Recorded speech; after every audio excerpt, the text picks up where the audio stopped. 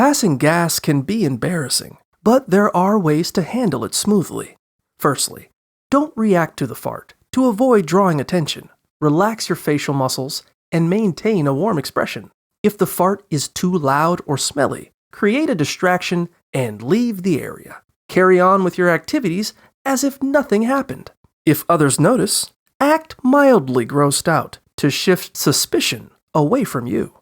Avoid directly accusing anyone of passing gas. Light laughter can help alleviate the awkwardness. Blame the dog or other smelly objects. Politely excuse yourself from the room if possible. Walk away after a fart to disperse the smell. In a crowded setting, it becomes harder to identify the culprit. Mask the scent with scented lotion or gum. Adjust your position to release gas quietly if circumstances allow. Use other noises as a diversion. Act natural about the cover noise you create.